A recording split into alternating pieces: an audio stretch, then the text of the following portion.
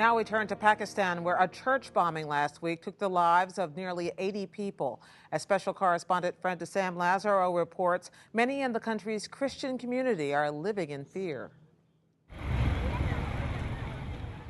Pakistan was founded as a Muslim nation, but Christians are thought to number around 2% of this country's 190 million people. Churches like St. Patrick's Cathedral date back to colonial days, this one built for Irish Catholic soldiers in the British Army.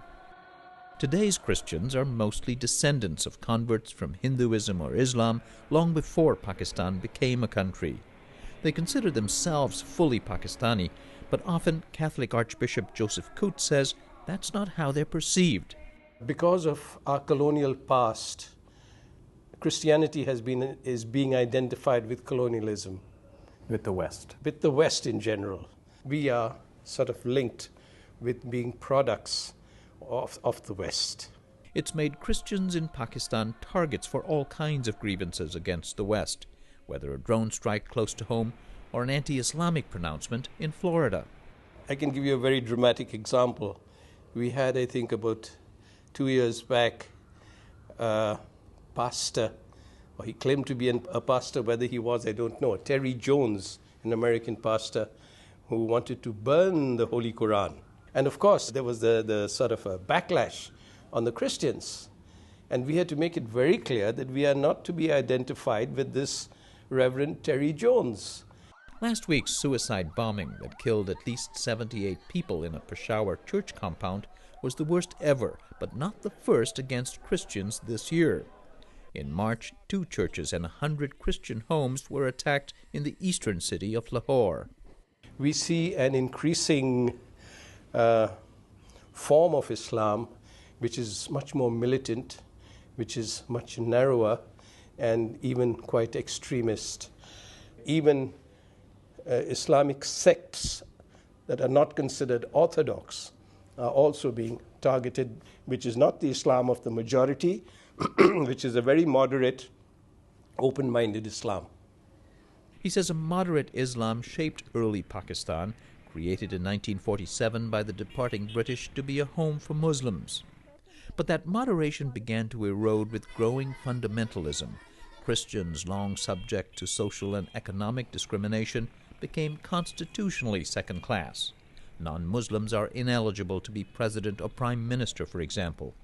In the late 70s, a militant resistance, today's Taliban, grew to the Soviet occupation of neighboring Afghanistan, with strong U.S. support, Coote adds. So the policy was stop the darn communists, stop them at any cost.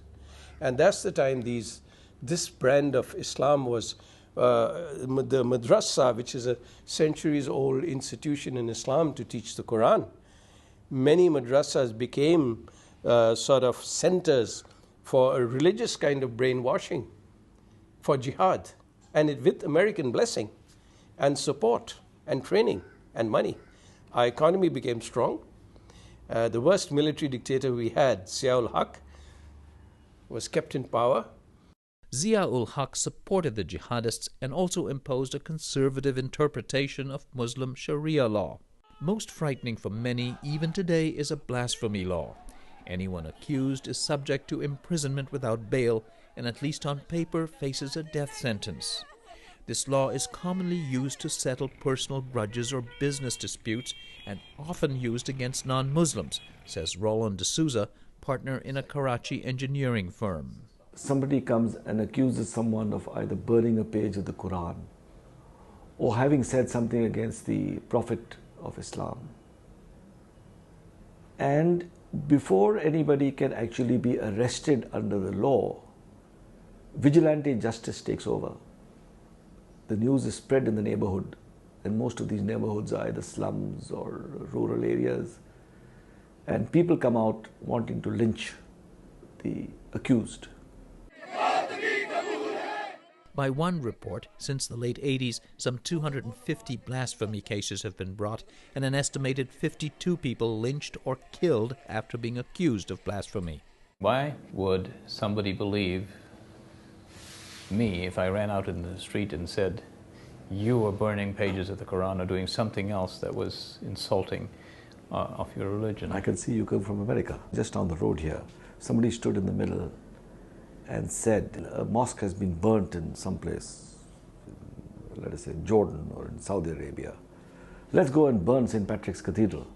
He could probably collect 5,000 to 10,000 people within 15 minutes. If I was in New York City and I were to stand up there and say, the Muslims have destroyed St. Peter's Cathedral, let's go and burn that mosque 3 blocks down. Somebody would probably slip down to the nearest telephone and call the police and say, there's a crazy guy who's standing out here, can you come and get him? That is the difference. The crazy guy in New York, why does he become the credible guy on the street here? It's a good question. I'm not sure that I can answer it entirely. One is the level of education. The second is the level of frustration. So you want to hit out against somebody. A big bogeyman is the West, America, and by consequence of relation, Christians.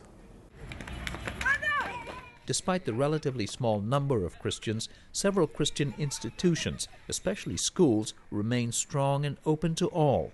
Many of the country's Muslim elite attended Christian schools.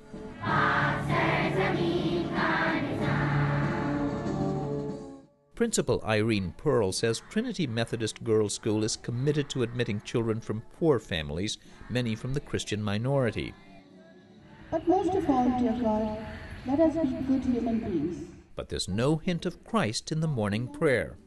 We do not talk or quote the Holy Bible. We say, let us be good human beings. Let us be good daughters. Let us be good Pakistanis. But above all, let us be good human beings. It is illegal in Pakistan for a Muslim to convert to any other faith, and Pearl wants to dispel any notion that the school is trying to convert Muslims, who account for about 60% of her students. I have to be extremely careful how I word myself. Sometimes, like we have a Christmas concert, the children want to participate, the Muslim children want to participate, but I say, no, get a permission letter from your parents. She thinks Muslim parents are mostly satisfied that their children are getting a good education with patriotic values, but she fears few would come to her support in a pinch for their own safety. Just 2 years ago, a prominent moderate political leader was gunned down after calling for mercy for a Christian woman sentenced to death for blasphemy. His assassin was cheered by crowds, and dozens of lawyers offered to defend him for free. We feel most of the time we are not equal, not only not equal, but the growing feeling that we are not even wanted. It's a feeling that he says has driven many of his congregants out of the country, though there are no clear figures on such emigration. However, the vast majority of Christians and many other minorities are too poor and don't have that choice. A version of Fred's story can be seen on the PBS program Religion and Ethics News Weekly. His reporting is a partnership with the Undertold Stories Project at St. Mary's University in Minnesota.